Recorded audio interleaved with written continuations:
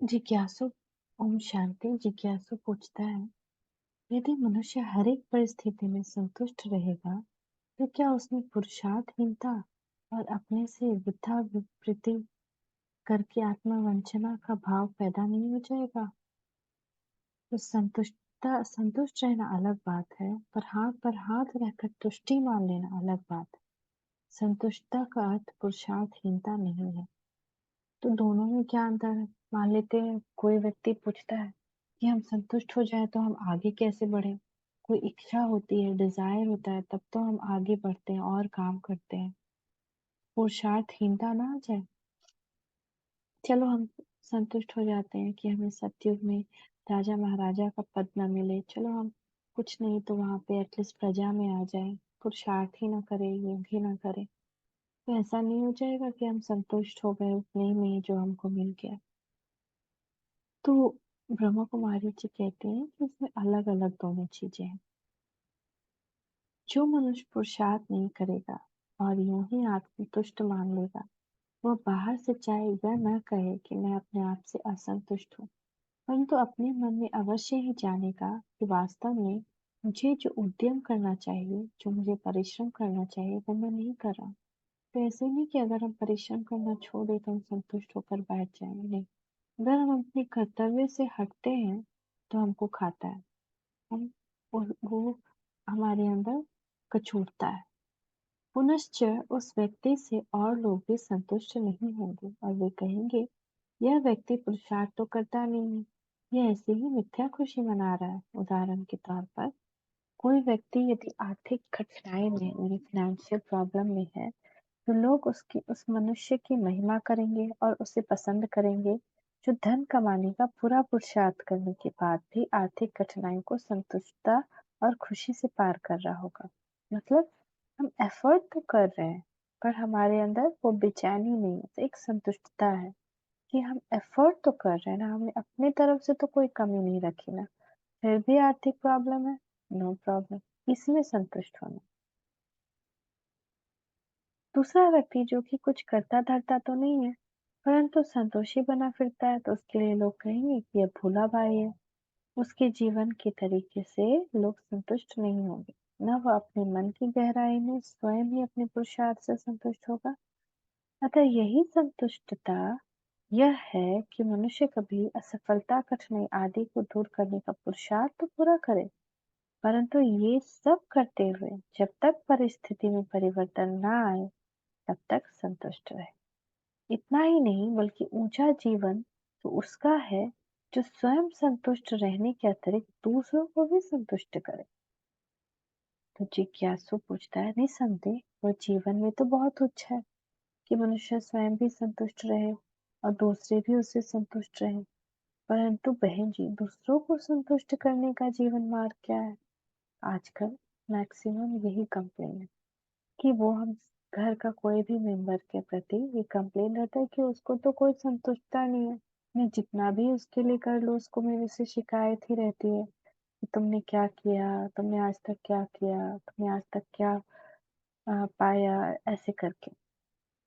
तो ब्रह्म कुमारी जी कहती हैं, मनुष्य दूसरों को संतुष्ट तब कर सकता है जब वह दूसरे के स्वभाव, हैसियत यानी शक्ति और परिस्थिति को जानकर और समय को पहचान कर कदम उठाए और उनमें अपना विश्वास पैदा करके उनमें उनसे नम्रता तथा मधुरता से व्यवहार करें। उदाहरण के तौर पर कोई व्यक्ति आपके किसी कार्य में सहयोग देता है, हेल्प करता है, परंतु कि उसकी हैसियत को या परिस्थिति को न जानने के कारण आप उससे अधिक आशा रखते हैं, तो न आप उससे संतुष्ट होंगे, न वह आपके स्वभाव से संतुष्ट होगा।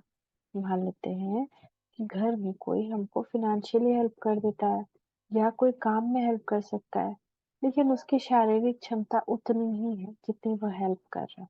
फिर भी हम उससे एक्सपेक्ट किए जा रहे हैं कि मुझे और हेल्प करो, या फाइनेंशियली उसका बजट उतना ही है कि वो मुझे उतना ही हेल्प कर सकता है, फिर भी हमें डिमांड किए जा रहे हैं कि ये चाहिए, वो चाहिए, ये करना है, वो करना है। तो ऐसे समय पर हम दूसरे को संतुष्ट ऐसे नहीं रख सकते। तो दूसरे की हैसियत, उसकी परिस्थिति, उस सबको जान करके उससे आशा रखनी। तो इसी प्रकार मान लीजिए कि किसी व्यक्ति में कोई कमी है जो आपको खटकती है। यदि आप उसकी कमी उसे उचित समय पर न बताकर आगे-पीछे बताएँगे या उसके स्वभाव को तथा मानसिक हैसियत को न जानते हुए ऊंचे-नीचे शब्दों में बताएँगे, तो वह आपसे असंतुष्ट हो जाएगा। चाहे वो छोटा बच्चा ही क्यों ना हो, कि हम उसको कहाँ पे बताना है उसकी गलती को।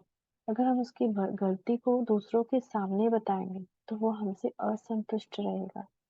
लेकिन उसको एक जगह बताएँ, जब वो हमारे साथ लीज़र पीरियड में है, आराम से हम एक-दूसरे के साथ बैठे हैं, उस वक़्त उसको प्यार से बताएँ कि तो आपको ऐसा करना चाहिए था, आपको नहीं करना चाहिए था ना।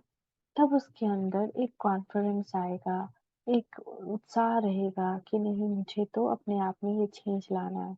मगर अगर उसको असंतुष्ट कर दिया, ऐसी जगह पर ऐसे टाइम पे उसको ये सारी बातें उसकी गलती बता दी, तो फिर वो हमारी बात से हमेशा असंतुष्ट रहेगा। उसको अच्छी नहीं लगेगी हमारी बातें, हम अच्छे नहीं लगेंगे। परंतु दूसरे को संतुष्ट रखने के लिए या उनका स्नेही बनने के लिए, उनके निकट जाने के लिए जिस गुण की विशेष धारणा की आवश्यकता है, उसका नाम है सरलता। सरल मनुष्य न केवल स्वयं संतुष्ट रहता है, बल्कि दूसरे भी उससे प्रसन्न रहते हैं। कैसे प्रसन्न रहते हैं? सरलता कैसे मनुष्य को नजदीक लाती है? तो ये जिज्ञासु का भी क्वेश्चन है और मेरा भी क्वेश्चन। ब्रह्मा कुमार जी कहती हैं सरल स्वभाव वाला मनुष्य बाहर भीतर या मनसा वाचा कर्मणा से एक जैसा होता है। उसके मन में एक और बाहर में दूसरी नहीं होती। सरल मनुष्य यानी कि अंदर भीतर दोनों सेम हो उसके, यानी कि अंदर में कुछ चल रहा हो, बाहर में कुछ बोल रहे हो। वह बनावट, छल कपट या कुटिलता के व्यवहार नहीं करता, इसलिए लोग उससे निश्चिंत रहते हैं और उसकी सच्ची सच्ची भोली भोली बातें प्यारी लगती है। जैसे छोटे बच्चों का लगता है ना, उनके अंदर जो रहता है वही बाहर रहता है, इसलिए वो बोलते भी कुछ है ऐसा तो वो खराब नहीं लगता, प्यारा ही लगता है, उनमें और प्यार आता है। उनका सरल स्वभाव होता है, अंदर जो बाहर वो। सरल स्वभाव वाला व्यक्ति यदि कोई ऐसा बात भी कह दे जो लोगों को पसंद ना हो, तो भी वो उससे इतने नाराज नहीं होते जितना छल कपट वाले से, क्योंकि वे जानते हैं कि इस मनुष्य का मन साफ है। इसने हम हमसे धोखा करने या हमें गिराने के विचार से ऐसा नहीं कहा, बल्कि हमारे बारे में जो कुछ इसका विचार था, इसने उसी सीधेपन और सादगी से कह दिया। यदि वे थोड़े समय के लिए आपकी किसी बात से नाराजगी प्रकट करे भी, तो थोड़ी देर बाद ही उनका मन अंदर से उनको कहता है कि ऐसे सीधे और सच्चे आदमी से नाराज होना या उससे कुछ बुरा कहना ठीक बात नहीं। अतः वे शीघ्र ही स्वतः फिर से स्नेह जोड़ लेते हैं, क्योंकि उसकी सरलता, सच्चाई, मन की सफाई तथा भोलापन उन्हें आकर्षित करता है। जैसे सरल स्वभाव वाले व्यक्ति से दूसरे संतुष्ट रहते हैं, वैसे सरल स्वभाव वाला मनुष्य स्वयं संतुष्ट रहता है। क्यों? उसके अंदर अपने कर्मों का बोझा नहीं आता। अभी इसको क्या कहें, अभी तो ऐसे कह दिया, झूठ नहीं होता। यदि किसी कारण उसके मन में किसी प्रकार की असंतुष्टता आए भी, तो भी थोड़े ही समझाए जाने पे वह अपने सरल स्वभाव के कारण जल्दी ही संतुष्ट होता है। परंतु टेढ़े स्वभाव वाला मनुष्य दूसरे की बात में, चाहे वह अच्छे भाव से तथा उसके कल्याण के लिए कही गई हो, नहीं यह दिखता रहता है कि इसमें कोई छल या कपट या बनावट तो नहीं। इस प्रकार वह अपने ही कल्याण के बारे में लोगों से कोई बात सुनने पर भी उस बात को पवित्र हृदय से ग्रहण नहीं करता, उसको अंदर सीरियसली नहीं लेता। इसलिए उसके जीवन में अथवा संस्कारों में जल्दी परिवर्तन नहीं आता। सरल व्यक्ति का मन साफ होने के कारण उसमें दूसरे दिव्य गुणों की धारणा भी जल्दी हो जाती है।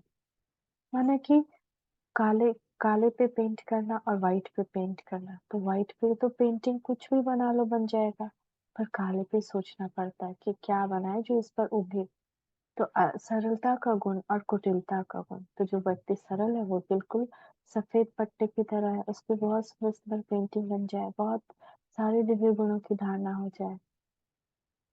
चालाक व्यक्ति के जीवन में दिव्य गुणों की धारणा इतनी जल्दी नहीं होती, क्योंकि उसका मन किसी न किसी उधेड़-बुन में लगा रहता है। कभी हल्का नहीं हो सकता, लाइट नहीं फील कर सकता, निश्चिंत नहीं हो सकता।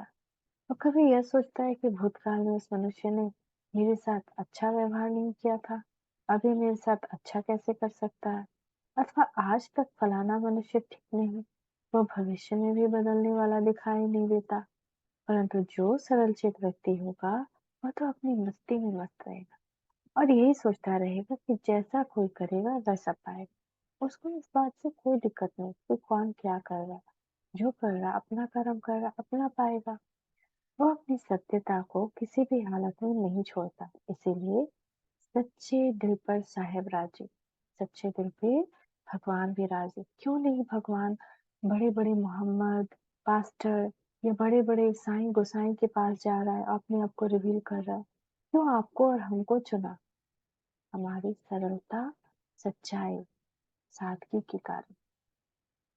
वो साधारण तन में आता है और साधारण आत्माओं को चुनता है, क्योंकि वही साधारण आत्माएं ही असाधारण बन सकती है। जो आत्माएं ऑलरेडी बहुत अज्ञानता में है, ईगो में है, बड़े बड़े पोस्ट पे है, रिच है, उनको वो नहीं चुनता, क्योंकि ऑलरेडी वो इस अहंकार में है कि वो एक स्वर्ग में है। तो बाबा फिर कह रहे हैं, परंतु जो सरलचित व्यक्ति होता है वह अपनी मस्ती में मस्त होता है। हाँ, तो वह अपनी सत्यता किसी भी हालत में नहीं छोड़ता। इसलिए सच्चे दिल पर साहेब राजी होने की युक्ति के अनुसार उसे ईश्वर से सहायता भी मिलती है।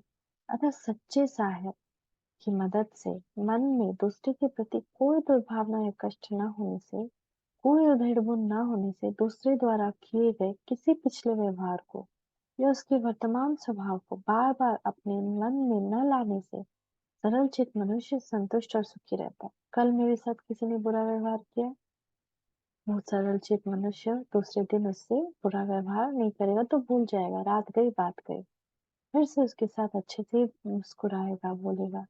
लेकिन सरलचित मनुष्य नहीं है, तो उसका मुंह बना हुआ रहेगा। जैसे ही वो दूसरी आत्मा को उस आत्मा को देखेगा,